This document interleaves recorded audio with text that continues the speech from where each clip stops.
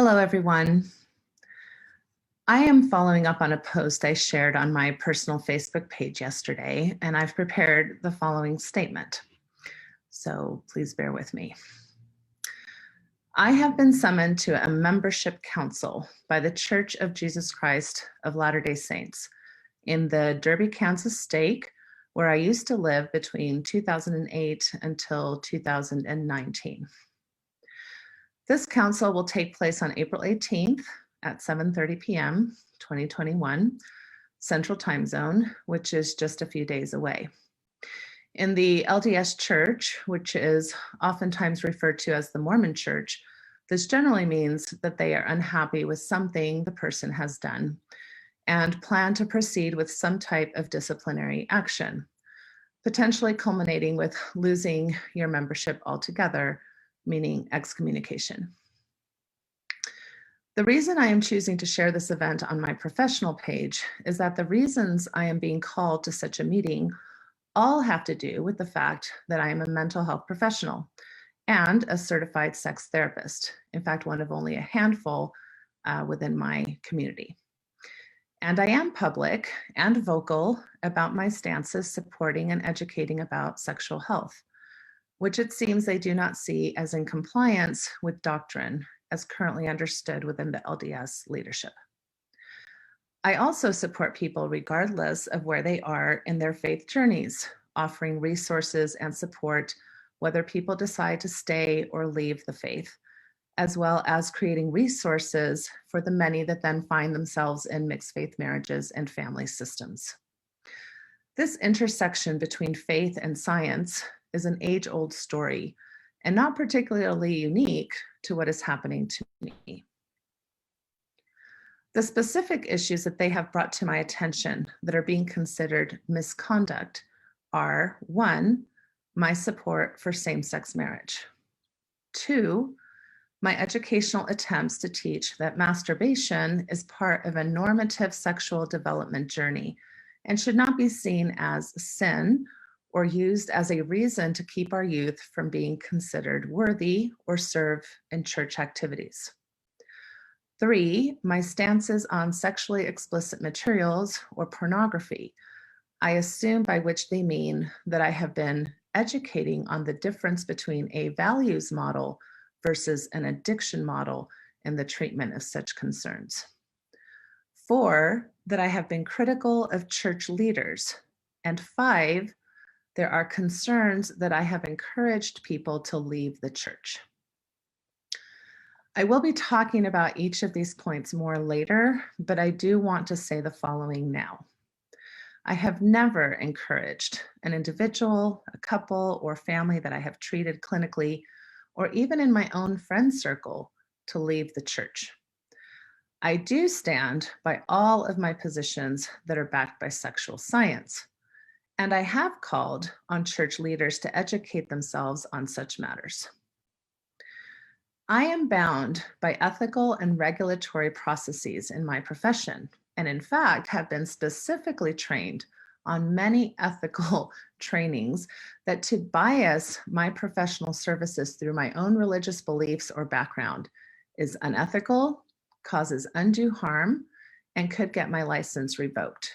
Not to mention that after much education into all of these matters and serving my community, who have brought these issues into my office daily for almost 25 years, I not only speak to my positions from a professional perspective, but also from personal conviction. Inappropriate sexual shame harms people. When churches and religious communities reject sexual health principles supported by decades of research and science, the community suffers. And this has tragic and violent ramifications. Violence is either turned inward, self-loathing, substance abuse, mental disorder symptoms, and suicide as just some examples, or turned outward, discrimination, harassment, sex crimes, and hate crimes. The statistics are dire. The anecdotal evidence coming from just my clinical practice is dire, and I have felt compelled to speak to these issues. I do not believe that educating and speaking publicly about how our communities are being harmed or could be helped is critical. I actually see it as my ethical responsibility. It is problematic when people of faith, who are also specialized experts like myself, are discredited by the very communities they love and serve and who could be part of important solutions instead of disciplined or expelled. Not that I'm as important as Galileo, but people like him come to mind throughout the human history in regards to this tension. So given everything I just stated, I am asking for your support. I really don't want the support to be about helping Sister Helfer retain her membership in her church.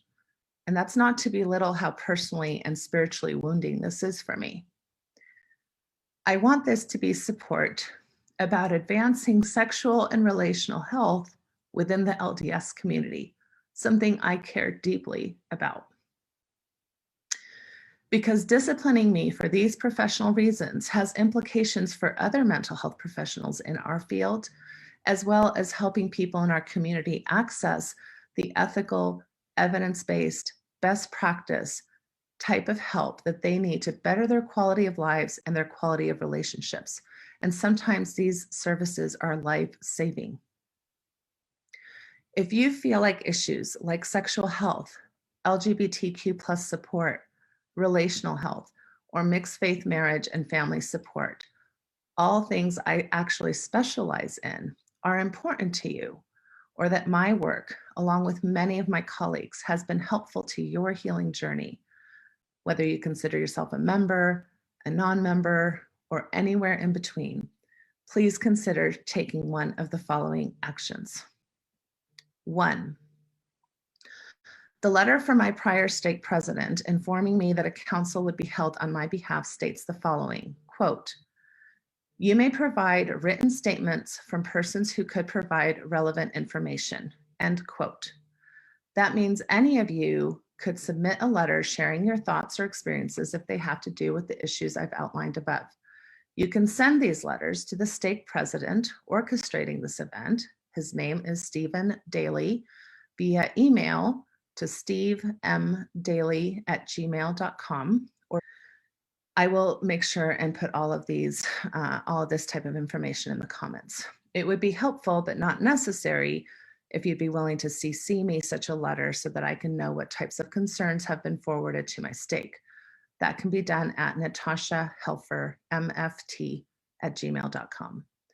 It would also be important that these letters arrive before the council occurs this coming Sunday. Number 2, the letter also reads, quote, "You may also invite such persons to speak to the council on your behalf if approved in advance by the stake president," end quote. So I asked for further clarification as to what approved in advance would entail, and I received the following instructions, quote, "Suggested participants should be members of the church in good standing and be able to provide relevant information regarding the misconduct described in the letter to you. It is not my intention to require anyone to travel, and while there will be few in-person participants, anyone you wish can provide something in writing to me prior to the council," end quote. I did ask about having people possibly join through Zoom, and that request was denied. So, although I personally find distinctions used to other people extremely distasteful, if you are a, quote, "member of good standing," end quote, you should probably mention that in the letter you write. They will take that more seriously than if you're not. Of course, I would love for anyone able to, either because they live locally or can travel safely due to COVID considerations and not cause any financial burden, if you would be willing to attend on the behalf of these issues, that would be amazing. If this is a possibility, we need to act quickly in getting approval, so please reach out to me or President Steve Daley right away. Number 3, again, if you live geographically close, would not cause you undue financial burden, and you can follow CDC guidelines for COVID considerations such as social distancing and mask wearing, I would be honored to have any physical support. I plan to be in the parking lot of the Derby Stake Center about an hour before the meeting will begin, if anyone wants to converse or show their support in this way by showing up physically. Number 4, if you are a mental health professional, especially one that serves the LDS community or specializes in professional ethics and would like to share your expertise, experiences, concerns, you can contact my colleague, Lisa Butterworth, at lisabutterworth@gmail.com. She has been drafting a letter representing the clinical and ethical issues surrounding the situation with the partnership of many of our colleagues in our community.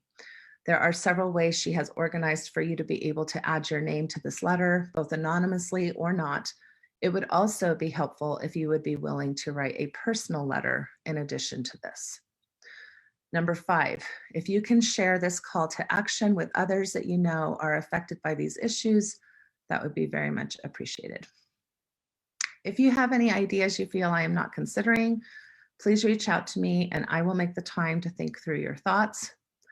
I will be giving an interview tomorrow evening at 6 p.m. Mountain Standard Time on Mormon Stories with my old friend and colleague, John Daley, who has known me personally through the last decade or more of my professional journey and can also attest to my stances and things that I have shared along the way. I will be sharing many more details about this process and this interview, including why I am choosing to attend this type of counsel to begin with. My hope is that I can retain my membership. Another hope is that we can all be a part of making our communities better, safer, and healthier spaces, especially for anyone on the margins. I hope that this event will spark conversations that, quite frankly, are much needed, that as we sexually heal our community, that as we accept scientific truths, we will be even better able to serve and minister to one another, have good fruits that come from doctrinal interpretations, and avoid much of the unnecessary tragedies that occur that date back to what I feel are unrighteous traditions of our fathers per se, that's Mormon language, that are millennia old in the realm of human sexuality. This really isn't a Mormon story. This is a human story. Unnecessary sexual shame is a poison we all can participate in expelling. We see it in our churches. We see it in our political spheres and our legislation. We see it in our educational systems. We see it in our cultural norms and our family systems. We deserve better. Our children definitely deserve better. We can do better. My love to all, as always.